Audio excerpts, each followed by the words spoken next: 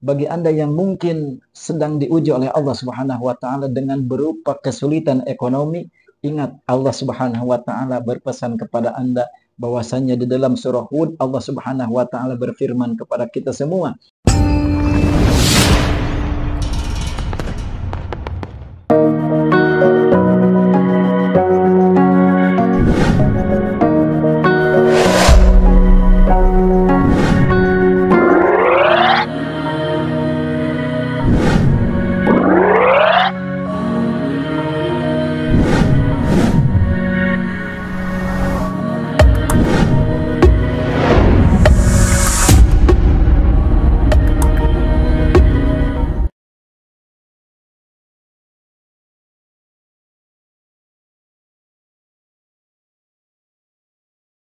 Assalamualaikum warahmatullahi wabarakatuh.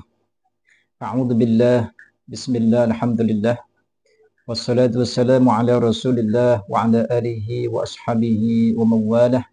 La haula wa la quwwata illa billah, amma ba'd. Saudara-saudara pemirsa setia channel Majmu'atul Hikam rahimakumullah. Pada kesempatan ini insyaallah saya akan meng-sharekan sebuah pesan ayat yang disampaikan oleh Allah Subhanahu wa taala bagi Anda yang mungkin saat ini sedang diberikan ujian berupa sempitnya rizki oleh Allah Subhanahu wa taala. Yang sebetulnya kesempitan rizki tersebut adalah hal yang terbaik untuk Anda menurut Allah Subhanahu wa taala. Memang mungkin Anda merasakannya ini adalah hal yang memang Anda tidak sukai, akan tetapi hal tersebut adalah hal yang terbaik menurut Allah Subhanahu wa taala untuk Anda, bukan yang terbaik menurut Anda. Ketika kita dihadapkan antara yang terbaik menurut Allah dan menurut kita, otomatis orang yang beriman akan memilih yang terbaik menurut Allah dikarenakan Allah Maha mengetahui kejadian-kejadian yang akan datang. Sedangkan yang terbaik menurut kita, kita ini tidak mengetahui apa yang akan terjadi di kemudian hari tentang nasib dan kehidupan kita. Namun sebelum saya lanjutkan tentang pembahasan ini, saya ingin merespon dulu sebuah pertanyaan atau sebuah komentar yang muncul di video saya yang berjudul tips agar doa cepat dikabulkan. Di dalam video ini ada yang berkomentar dan sekaligus bertanya kepada saya, bahwasannya yang berkomentar sebagai berikut dari Bedi Hardian ya, dari Berdi Hardian. Beliau menyampaikan kepada saya sebuah komentar yang jadi pertanyaan saya adalah, kita mengandalkan Allah untuk dapat sesuatu, lalu ada yang baik hati memberikan apa yang kita inginkan itu. Apakah kita tolak? Itu pertanyaannya. Terus kita nunggu Allah yang ngasihnya. Apakah Allah datang langsung ke kita?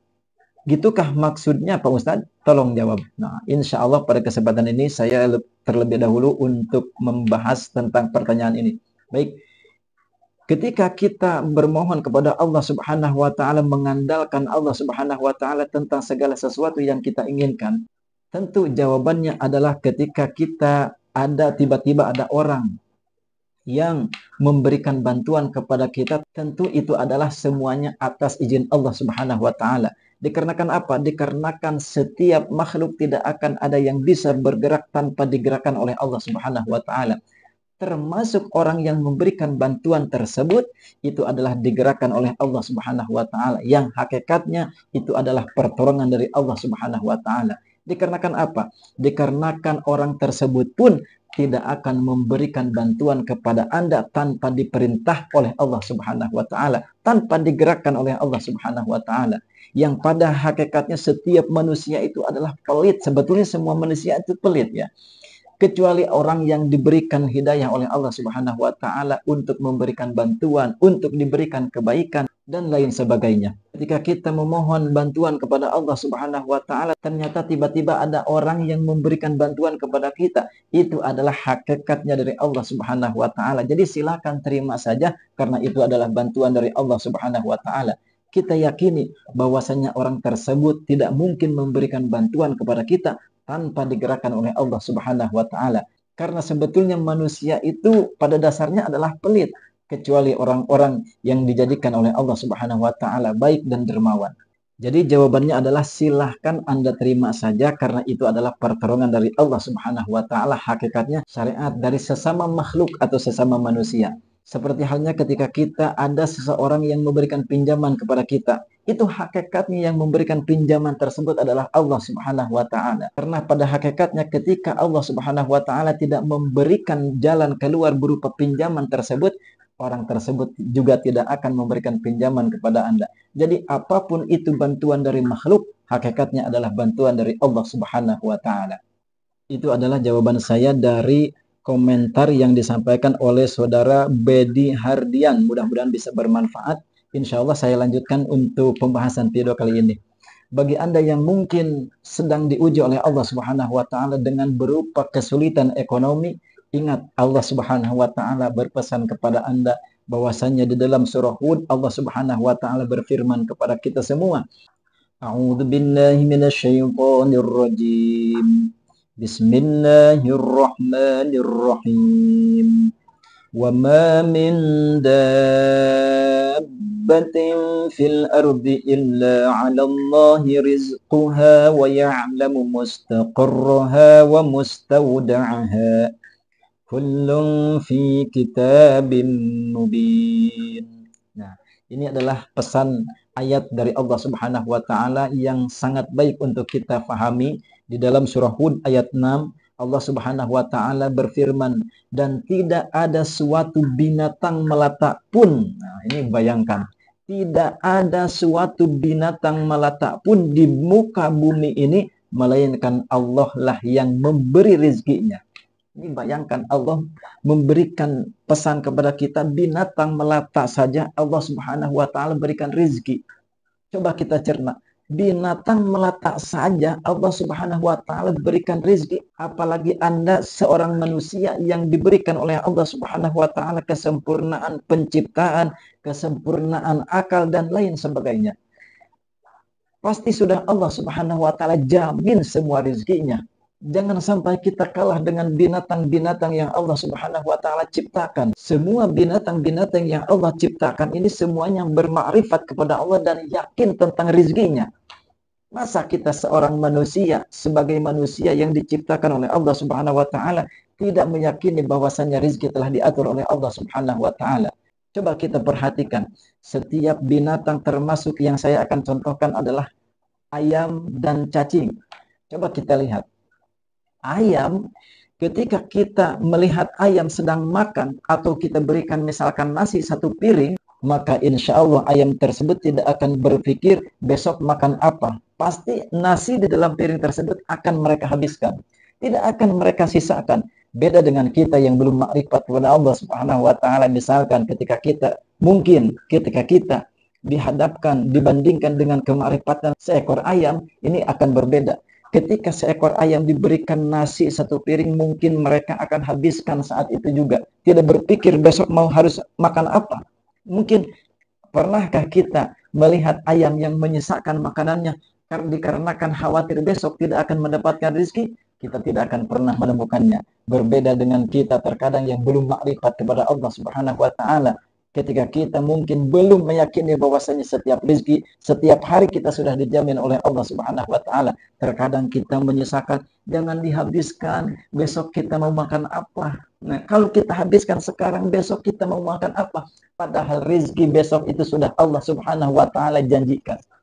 Jangankan untuk besok, 2 tahun, 3 tahun ke depan, ketika Anda diberikan usia oleh Allah Subhanahu wa taala, pasti rizkinya sudah Allah siapkan. Sampai Anda meninggal, rizki sudah Allah Subhanahu wa taala siapkan. Jadi bagi Anda yang mungkin sedang stres memikirkan sulitnya ekonomi, sulitnya rizki, yakinkan bahwasanya rizki Anda sudah Allah jamin sampai Anda meninggal. Jadi tidak usah lagi kita berpikir, aduh, pusing sekali ini saya harus mencari rezeki. Jangan pusing-pusing, rezeki sudah Allah Subhanahu wa taala siapkan. Itu pelajaran kita dari seekor ayam. Sekarang kita lihat ada seekor cacing tanah, yang cacing tanah tersebut Allah Subhanahu wa taala takdirkan hidup di dalam tanah. Bayangkan, seekor cacing tanah saja yang hidup di bawah tanah sudah Allah Subhanahu wa taala jamin rezekinya, sehingga mereka bisa hidup di dalam tanah karena Allah Subhanahu wa taala menjanjikan dan menjamin rezeki mereka. Masa kita yang hidup di atas tanah, saudara, kita hidup di atas tanah, masa kalah dengan cacing yang hidup di bawah tanah? Mereka saja yakin dengan rizki yang Allah Subhanahu wa Ta'ala siapkan. Masa kita hidup di atas tanah tidak yakin dengan kebesaran Allah Subhanahu wa Ta'ala yang telah menjanjikan dan menjamin rizki kita? Sehingga di dalam sebuah kitab ada seorang ulama yang pernah mengetes ayat ini, mengetes surah Hud ayat 6 ini. Di dalam ayat tersebut bahwasanya Allah Subhanahu wa Ta'ala menjanjikan, bahwasanya memberitahukan kepada kita tidak ada suatu binatang melata pun di muka bumi ini melainkan Allah Subhanahu wa Ta'ala yang memberi rezekinya. Allah Subhanahu wa Ta'ala sudah menjamin rezekinya. Sehingga seorang ulama ini ingin mengetes, ya, dengan sepenuh keyakinan ingin membuktikan bahwasanya Allah Subhanahu wa Ta'ala menjamin setiap rezeki. Bagaimana ulama tersebut mengetes ayat ini? Seorang ulama ini ingin mengetes ayat tersebut dengan cara menjauhkan dirinya dari halayak manusia, ingin menjauhkan dirinya dari pasar, ingin menjauhkan dirinya dari tetangga-tetangga dan saudaranya. Sehingga ulama tersebut pergilah ke sebuah gua untuk mengetes, benarkah Allah Subhanahu wa Ta'ala akan memberikan rezeki kepada saya walaupun tanpa saya usaha? Nah, ini ulama tersebut, ini pelajaran ini bisa kita, kisah ini adalah kisah nyata yang dijabarkan oleh para ulama kepada kita untuk meyakinkan kita bahwasanya setiap rezeki itu Allah Subhanahu wa Ta'ala telah jamin. Ulama tersebut pergi ke sebuah gua, di mana di dalam gua tersebut tidak ada satu orang pun, ya, tidak ada seorang pun yang menemani dia. Di dalam gua tersebut, di samping-samping gua tersebut tidak ada Alfamart, tidak ada Indomaret, tidak ada warung sama sekali. Akan tetapi ulama tersebut ingin membuktikan benarkah Allah akan memberikan rezeki kepadanya. Subhanallah. Ketika dia diam, ya, ketika dia diam di dalam gua tersebut, dia menunggu rezeki. Benarkah Allah akan memberikan rezeki kepada saya kalau saya tidak berusaha? Nah, subhanallah, ulama ini ingin memberikan pelajaran kepada kita bahwasanya Allah Subhanahu wa Ta'ala itu maha benar di dalam setiap firman-Nya. Dia diam, sama sekali tidak kerja ke pabrik, dia tidak bekerja kuli bangunan, dia tidak menjadi seorang pengusaha, tidak juga menjadi seorang pedagang. Dia diam di dalam gua tersebut. Dia ingin membuktikan bahwasanya Allah Subhanahu wa Ta'ala maha memberikan rezeki walaupun dia tidak berusaha. Nah, singkat cerita, ketika dia menunggu rezeki dari Allah Subhanahu wa Ta'ala dalam gua tersebut, tiba-tiba ada sekelompok rombongan kerajaan yang sedang berburu di hutan tersebut. Masya Allah. Ketika berburu di hutan tersebut, rombongan raja kerajaan tersebut, tiba-tiba Allah turunkan hujan. Nah, ini adalah skenario Allah memberikan rezeki. Ketika turun hujan, perintah raja, wahai prajurit, semuanya silakan cari tempat berteduh. Wah, akhirnya para prajurit mencari tempat berteduh dan diketemukanlah sebuah gua, ya, sebuah goa untuk berteduh. Raja, di sini ada gua. Silakan kita sama-sama masuk ke gua ini. Wah, akhirnya para raja tersebut dan para prajurit tersebut masuklah ke dalam gua tersebut. Ketika raja dan prajurit tersebut masuk ke dalam gua, seorang prajurit berkata, wahai raja, di sini ada orang tua nih, ada seorang manusia yang diam tinggal di sini. Akhirnya raja tersebut menghampiri, wahai bapak, gitu kan, kepada ulama tersebut, Pak, bapak sedang apa di sini? Dia diam saja, si ulama tersebut diam saja, tidak menjawab. Kata si raja tersebut, waduh, mungkin saking kedinginannya orang ini tidak bisa berkata-kata. Waduh, ini ketika ulama tersebut diam, tidak menjawab sepatah kata pun. Akhirnya apa? Akhirnya kata raja tersebut kepada prajurit, wahai prajurit, supaya untuk menghangatkan badan orang ini, si bapak ini, ambilkan makanan. Akhirnya dikasihlah makanan kepada ulama tersebut, sebuah roti. Silakan Pak, makan roti ini supaya badan kamu merasa sedikit lebih hangat. Itu si ulama sama sekali tidak mau mengambil makanan tersebut. Dia sama sekali tidak ingin berusaha, jangankan bekerja ke pabrik, jangankan berdagang, jangankan usaha yang lain. Ngambil makanan tersebut pun saya tidak mau. Benarkah Allah memberikan rezeki kepada saya? Subhanallah. Ini ulama dikasih makanan sudah ada di depan, tidak mau mengambil sama sekali. Coba. Kata sang raja, Beginilah skenario Allah Subhanahu wa taala memberikan rezeki kepada ulama tersebut. Kata seorang raja, waduh, para prajurit, mungkin orang ini saking kedinginannya, dia tidak bisa ngambil makanan sama sekali. Akhirnya, coba gitu, langsung saja kasih ke mulutnya. Angkat, buka mulutnya, dan masukkan ke dalam mulutnya. Akhirnya, para prajurit langsung memaksa, Pak, buka mulutnya. Dia sama sekali tidak bisa, tidak mau, bukan tidak bisa, tidak mau membuka mulutnya sama sekali. Akhirnya, Pak, buka, Pak. Enggak, gini aja. Akhirnya dipaksalah oleh para prajurit, dibuka mulutnya, kemudian setelah dibuka dimasukkanlah roti tersebut ke dalam mulut seorang ulama tersebut. Ketika dimasukkan roti tersebut, ternyata ulama tersebut malah tertawa terbahak-bahak. Subhanallah. Nah, disitulah ulama tersebut tertawa terbahak-bahak. Kata seorang raja tersebut dan para prajurit tersebut, waduh, ini mungkin orang gila ya.